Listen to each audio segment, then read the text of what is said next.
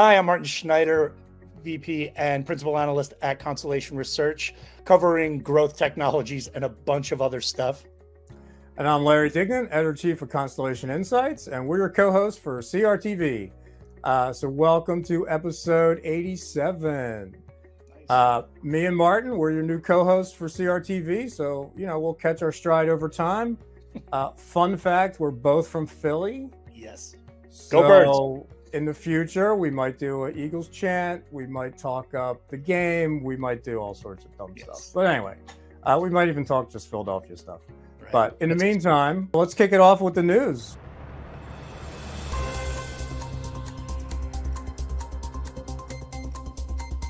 Great. Well, one of the most interesting things that popped over the last week was Salesforce really advancing a lot of their AI vision. Interesting that they're announcing this ahead of Dreamforce, but they've really kind of taken the next step. They started out with kind of Einstein analytics, and they went to their Gen AI stuff with the Einstein 1 copilots. Now they're bringing out what they're calling agents, AI agents, right? They've got two that they're going to be announcing and bringing out at Dreamforce. One is a sales development agent, so an SDR, virtual SDR, think of that. And then the other one's kind of a sales coaching. Really interesting for these two choices, because you're looking at, on the one hand, with the sales dev, a lot of kind of repetitive, question-based concepts of like finding out, how do you qualify leads? Is there budget? Are you a decision maker? All these types of things, but also being able to do that in a really interesting way across channels, right? So where most SDRs, the human ones, are making phone calls and maybe just sending out a bunch of, blast and hope emails, these can be done through WhatsApp and through other channels, and maybe even Slack over time, right? Because it's a Salesforce property, right?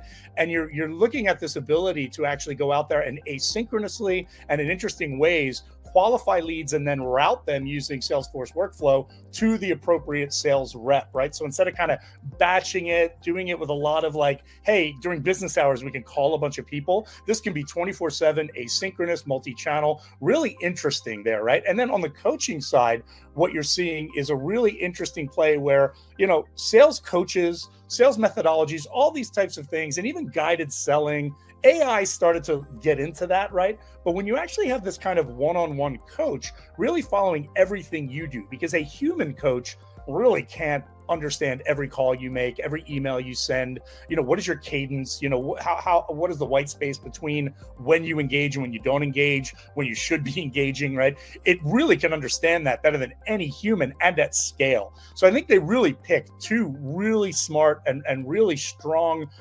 first agent choices there to go out with. And the great thing is again, with Salesforce as a platform, you're going to be able to kind of build these on your own, leveraging their tool set, and make your own agents for different purposes, jobs to be done, all that kind of stuff. So it's just stage one. It's interesting that they're announcing it well ahead of Dreamforce, but I think they're taking a really interesting first mover advantage among a lot of the CRM players out there. So it's pretty interesting. What's interesting about that to me is this is sort of the second time in like a week and a half where I've heard talk about Gen AI as like a behavior coach and walk you through difficult conversations and coach you up for sales and things like that. I mean, I assume there'll be ROI metrics for those kind of sales coaching agents. But yeah, it's interesting stuff. Yeah. The stuff I'm looking at when it comes to Salesforce is, are they going to grow?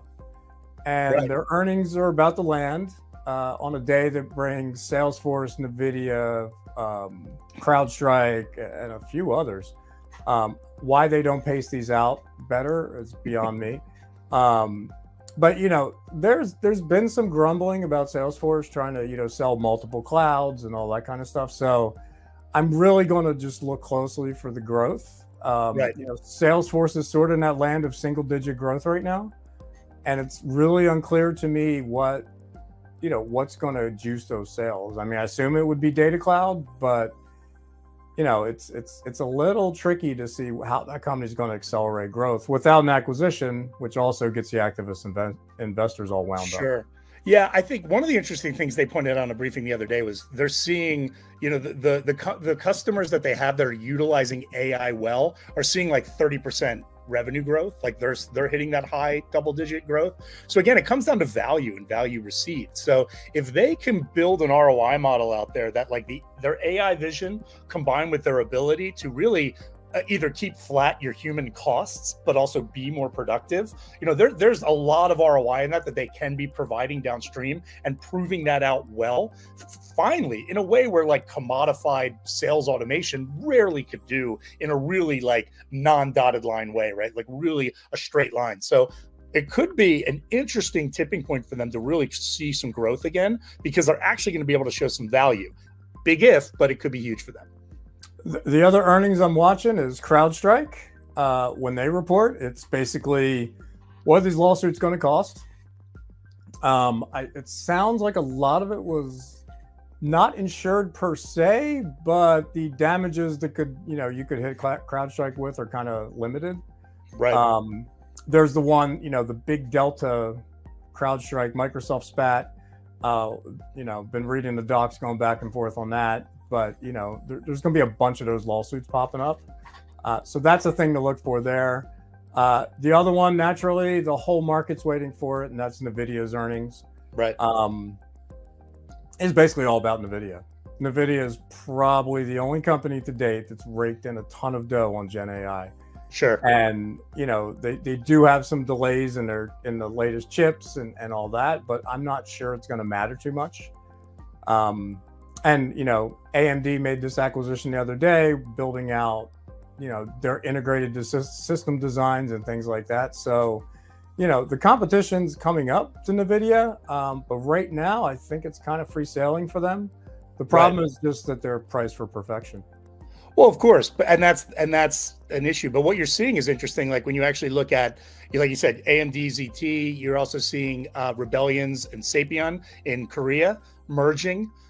Again, like everyone is going to take a run into NVIDIA, and like how do you become the value provider, right? Of like where's the commoditization of AI powering? Of like where is that? Like because let's take a look back at Amazon how many years ago, right? When it was like commodifying cloud, right? When people were doing a lot of that themselves, right? Like think about what Salesforce could have been if it had an Amazon 20 years ago, right? So who's going to go and take that incredible disruption role there, right?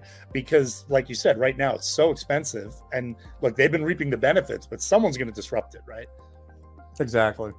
All right. Well, thanks for the news, Martin. And then coming up next, we have a talk with SuperNova Award finalist Cari Bohley. She's Vice President of Talent Management at a company called Peraton.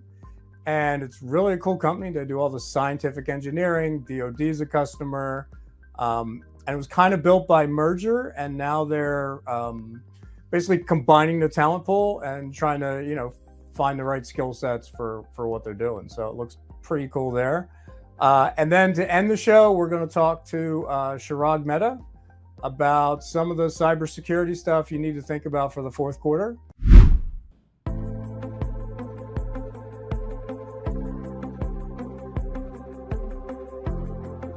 Hi, I'm Larry Dignan for Constellation Insights, and we're here with SuperNova Award finalist Cari Bohley. She's VP of Talent Management at Paraton. Hi, Cari. Thanks for joining us. Well, thanks for having me. So I guess let's just start from the top and explain what Paraton does. It looks like you all have some cool projects you work on. Yeah, we are a government services contractor. And really what that means is that all of the work that we do is for the U.S. federal government. We are really a national security company is a good way to describe the type of work that we do for the federal government. Work on things like launching rockets, in the intelligence space, collecting and analyzing intelligence data, maritime security, IT modernization. I mean, just a lot of really cool projects for the federal government. We're getting now into space exploration, space resiliency. So a lot of exciting projects and exciting work that we do really to keep our country and our nation and its citizens safe. And the company was built by mergers and acquisitions? Yeah, well, Peraton itself started as a spinoff of a company called L3 back in 2017. I joined the company in 2022. And at that time, we had just gone through quite a significant amount of M&A activity with the IT services division of Northrop Grumman, as well as the acquisition of the entirety of a company called Perspecta, which in and of itself was the legacy of several different mergers and acquisitions. So here we are almost 3 years later, and we're about 19,000 employees and doing really well. It's a really exciting time because really, even though we've been around since 2017, and if you count the legacy of all the different companies, we've got people that have like 30 years of tenure, but because of years of service. But we're really just a young company, so we operate as a young company, being only about 3 years old. As this talent pool built, I recall in your application, you need some way to filter through the talent. Can you walk me through the project and what AI had to do with it? Yeah, so like many companies, I mean, there's a lot of great talent out in the industry, but the market is very, very competitive. And so when you open up a requisition for a job, the competition is very fierce, and we've got some very, very unique requirements that we're trying to fill. So in order to really effectively parse through all of that information, takes a lot of time and a lot of effort. And so without having something like AI to really look for some unique information, unique indicators, it's really difficult. The other piece of that is looking for what we call passive talent. So not everybody's always actively looking for a job. So, like many companies, we're also looking for people who aren't necessarily looking for a new job. And AI helps us identify who that talent is, helps us look across different areas of the internet to find who that talent might be, people who maybe have written white papers, people who have, a profile on LinkedIn or other social media sites, people who don't use social media, but, maybe they presented at a conference and presented something really interesting that we may want to get in touch with. So we've got different ways to find individuals who may be somebody that we want to talk a little bit further with. And when did it hit you needed AI as a front end, or when did it hit you that the scale of finding talent was challenging? In 2022, we've worked with this company, we've worked with Seek Out for a few years. A lot of companies in the space, a lot of companies across multiple industries work with companies like Seek Out. And it wasn't until we recognized that we needed to have more power than just trying to find this passive talent, and that the type of work that we were bidding on in the government was much more complex, much more complicated, and the level of effort that it takes to submit proposals for the government, because that's essentially how we work, it was becoming increasingly complex. And part of that effort requires being able to put together things like staffing plans. So without having a tool in place to help us that could leverage AI, that could, again, go through large amounts of data in short periods of time, it really handicaps what you're able to do. And so when we look at, all of the different tools that are out there, when we looked at the relationships that we had already in place with Seek Out, it just made sense for us to explore some of the expanded capabilities that they already had that we weren't taking advantage of. And that's really when we started putting two and two together. And it's like, it just makes sense to go further down the road with them. And then in addition, we were also looking at, we can bring talent in the door. How does what Seek Out offers also play into our retention strategies? And that's where we started looking at some of their other modules around career development and career growth. And it really played right into what we were trying to accomplish from a career development standpoint for our employees. It really played right into the data that we were seeing from our employee engagement strategies, and it really complemented what we were trying to do, and helping our employees build their careers so that they felt that they had a place to stay with Peraton. They didn't have to go and look someplace else for a job. What were some of the main business metrics you used to justify the project? Turnover is the biggest one. So retention, and being able to ensure that we could keep our employees within the company, and that we could. So retention is the starting point, and then mobility is another.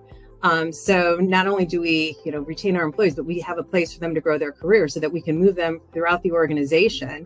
And if we were able to do that, then we could bring in, new employees from outside the company and staff programs from the bottom, and help build employees' careers throughout the organization. So, I mean, it really becomes an end-to-end process for helping our folks build their careers within the company, starting from when they sign on with us. They can look and see that, hey, it's not only just this project that I started with, or this job that I started with, but there are other places where I can go. I don't have to stay in this one position and be here for the entirety of my time with Paraton. I can move around to different types of jobs and different types of opportunities within the organization.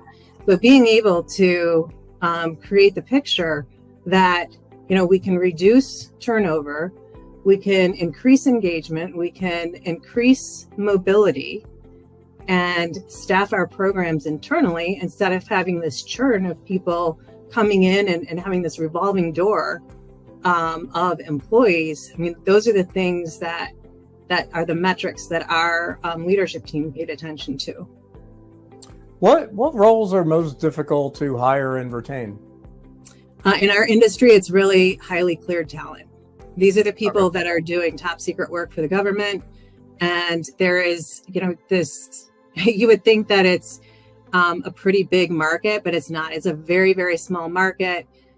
There's a number of companies that do the type of work we do, but it's really a very small industry, very small. And so trying to find the right talent to do the work that we have to do to keep our nation safe is challenging. And that's the talent that we use, our partner in Seek Out, that we use them to help us find. What were some of the surprises with this project? Some of the surprises was, I would say at the beginning, it was really creating a business case that resonated with our leadership team. In hindsight, it's like, oh, it makes so much sense to just pick out these couple of metrics, and that's what everyone is gonna buy into. But in creating the story that was a strong business case, and making sure that we had that business case in place, is something that it is an effort to do that so that you do it well. Certainly not impossible, obviously, because we did it, but making sure that you've got a strong business case so that you can get the buy-in that you need, and having a sponsor to help you with that is incredibly important. And I think probably the most surprising thing for me was that when you have all of those things in place, it becomes much easier to position a project like this and an investment like this to an organization. What does Seek Out sit on top of? Does it sit on the HR system, or I guess what's it integrate with? Yeah, we integrate it with a couple of different systems. We integrate it with our talent acquisition system, our ATS. We integrate it with our HRIS system. We integrate it with our learning management system. We integrate it with, it's not really an integration, but we input our career development framework into it so that it understands all of the different job families and things like that. So it really is like a hub that sits on top of all of these different tools and systems, so that depending on what we're using it for, it gives our employees the information that they need. For example, on the talent acquisition side, and on the career mobility side, like it knows all of our open positions, so that, if I'm an employee that's looking for a new role, I can see what all those roles are. And because we feed all of our HRIS system, it knows who I am. And because our job families are in there, it knows what is next in line for me if I were to go on a kind of a step-by-step approach. But also because it sits with on our HRIS system, it knows other people who are like me in the company who have maybe gone down a different path, and it aggregates that data so that it gives me good recommendations that maybe are things that I haven't thought of before. So it's not just a traditional career path of if I were in finance, moving, finance analyst 1, 2, 3, but maybe I want to go into data science. Or maybe I hadn't thought about going into data science, but because, there's some overlap between skills between finance and something like data analytics, it will show me those different career paths that maybe I hadn't considered before. And so that opens up a whole world of opportunity for our employees. And then it'll also feed me from our learning management system, the type of training that maybe I haven't had that will help me develop in that area so that I become upskilled and then can start to apply for those types of positions. What are some of the differences between sourcing talent internally versus externally? There's a few differences. I mean, internally, we know our candidates. We know, where they're coming from. We know the types of projects that they've worked for. We know what their performance has been on. So, they're a known quantity when we're sourcing candidates internally, versus externally when, we don't have that level of data. There's not fidelity in the data on that individual and those candidates that are out in the external to the organization. So it's, when we're looking for, especially for positions that are more strategic, it really helps us to be able to source internally when we've got so much more data on our employees and on the individuals that we're trying to position for those types of roles in the organization. From an external standpoint, looking at candidates externally, there's also, if they're posting for a position with us, they could also be posting for a position with, 5 other companies. So they're much less committed to a position than somebody who's already within the organization. They're already on our payroll. They're already getting our benefits. So their stickiness, if you will, just doesn't exist. So from a value proposition standpoint, if we can source our candidates internally whenever possible, then that's what we want to be able to do. Now, with a company like ours, where growth is part of our strategy, it's not always possible. It's not always desirable. But when it makes sense, where we can do that, that's part of our strategy. What advice would you give HR leaders going into AI? You have to go into AI. You don't have a choice. It is part of our future. One thing there's a couple of things. One is that AI is going to be one of your best employees. It's going to be an employee. I use AI a lot because I have a very lean team. So I use AI in a couple of different ways. When I'm going through a lot of data, when I'm trying to develop a new training module, when I'm looking for ideas on how to further a strategy, I use AI because I don't have the people resources to do so. AI also helps me with my team in terms of giving them new opportunities.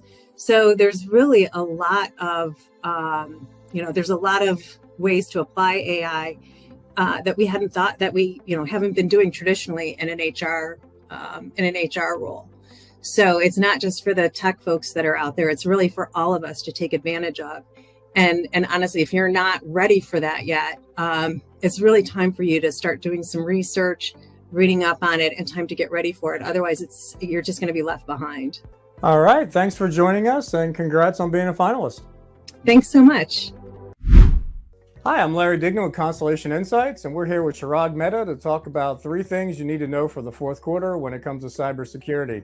So I guess let's just start off with 3 trends to think about for the fourth quarter. What's your first one? We are still recovering from CrowdStrike, and this is something that we hear from our end user community a lot. People have been focused more on post-breach resilience, where an outage like what happened with CrowdStrike, if they were to happen again, what's the best way to recover from something like that. Even though it was not a breach, it was clearly not a breach at all, but a breach could look very much like this. And adversaries kind of paid attention to that. So making sure that people do not leverage vulnerabilities and end up creating something that happened accidentally and looked like an outage. So that's the first thing that's going on. How do you see the lawsuits being resolved? I mean, there's the lawsuits, and then you read the EULA, you're like, they're not really on the hook for much. We'll find out more when CrowdStrike reports earnings and their regulatory filings and all that. But how do you think they'll get resolved? We don't know. That's a short answer. Everyone has lured up, and what is happening right now, from a CrowdStrike perspective, there's a contractual obligation on certain things, but lawsuit, it's obviously not towards the contractual obligation. Lawsuit is kind of going beyond that, and there are different kinds of people who have been working with CrowdStrike on this topic, and publicly we have seen Delta, how that is playing out between Delta, Microsoft, and CrowdStrike. But at the same time, the investors, have filed lawsuit because investors didn't expect. Investors did not appreciate the whole situation. So that's the one piece of how the lawsuits are going to play out. But this is going to impact the cyber insurance industry just in general, because cyber insurance providers, there are a few of them, and they are supposed to cover sort of losses in general, whether it's a security breach or whether it's an outage. And they only cover certain aspect. So if you are impacted and if your insurance does not cover you to the full extent, then what's your recourse? So this is playing, sort of this kind of going to play out in real time. We would not expect resolution anytime soon, but hopefully customers will, examine their processes and their backup practices and their focus on their post-breach sort of resilience aspect, where not only obviously you want to prevent something like this, but if something like this were to happen, but it's not in your control, how do you minimize the damage? And then your second item was platformization, which kind of surprises me that it's worked out fairly well for Palo Alto from the looks of earnings, at least. So what's the status there? We saw consolidation this year to kind of back up. Lacework got acquired, Fortinet, so that acquisition happened. So IBM sold the SIM business to Palo Alto Networks. We saw that. Logarithms got acquired by Exabeam, kind of saw that. So the consolidation is happening, which is nothing new for cybersecurity, because it's a scattered ecosystem, too many players in too many different places, and very few dominant players. That's how the cybersecurity ecosystem is. But the platformization would actually give power to larger players. They would make them even more stronger. Nothing wrong in kind of becoming stronger, but the idea is that we want to make sure that the CXOs actually have more options. So it's good to see that the from a vendor perspective, from a Palo Alto Networks perspective, that platformization is something that they were not quite sure whether this thing would work out or not, and investors especially investors were not convinced. But now at least investors seem to be convinced that at least in the short term they are on the right track. The long-term implications we will see. It's not clear right now. We have to go past a few quarters, and when kind of dust settles, we have to see whether it limits option or does not limit options. Yeah, I'm still on the fence about that platformization thing. I just don't know where it winds up with IT buyers, but I kind of get the consolidated budgets. I get the logic. I just don't know about the risk. You're right. And right now the interest rates have not gone down. We still have a margin crunch. CXOs, they're not just anyone is getting more money, their budget is actually getting cut. So there's a short-term financial incentive for CXOs to consolidate, and platformization actually helps in consolidation in the short term because you are reducing the number of vendors that you work with. But obviously, if that means you are reducing the sort of the choice or the diversity that you have in your security landscape, then in the long term, it actually does not help you improve your security posture. So once interest rates can go down to, we go back, not to zero interest rates, but at least when the budgets kind of open up, that's when we would see what really happens. And what's number 3? Well, it's AI. And it's obligatory. I have to talk about AI. Like no segment is complete unless we have talked about AI. But this is true. Look, what is happening with generative AI, that security happens to be the number one issue when it comes to adoption. And it's not that the Gen AI is not secure. It's just that people just don't know what it means when it comes to security of Gen AI or AI in general. So we are seeing a whole bunch of stuff going on. There's one side, which is the standards and compliance, where companies have been looking at complying to a specific standard as a means to actually secure systems. So that's one thing we are seeing. On the second side, what we have been seeing is people, especially these are large companies who are early adopters of generative AI, financial institutions. They are doubling down, as in they have multiple layers of security. So they are putting security on top of security, But what it ends up doing, that it dilutes the overall value that you get out of Gen AI, because if you cannot actually work across the broader data set, if you do not open up all your systems, then the returns that you get from those systems obviously gets negatively impacted. So we are seeing that playing out.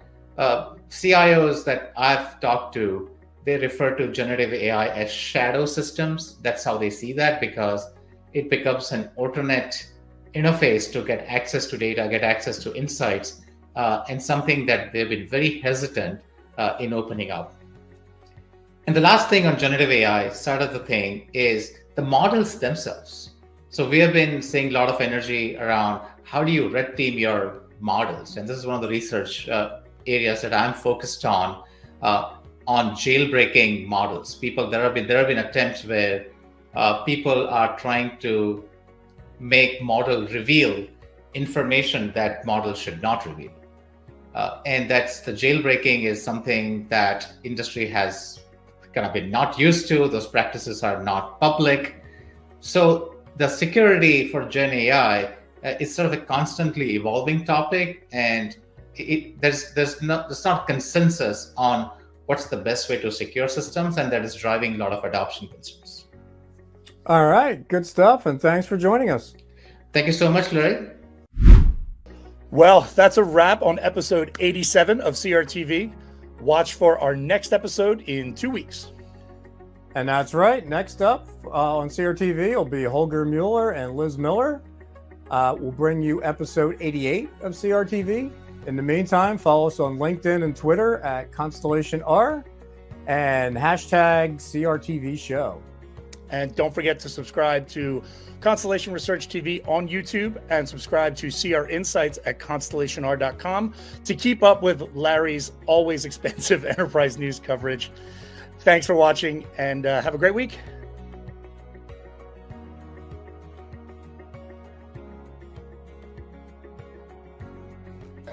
Got to start recording in order to get any funny moments. All right. Yeah, that. Do you guys do outtakes? Is that like a thing?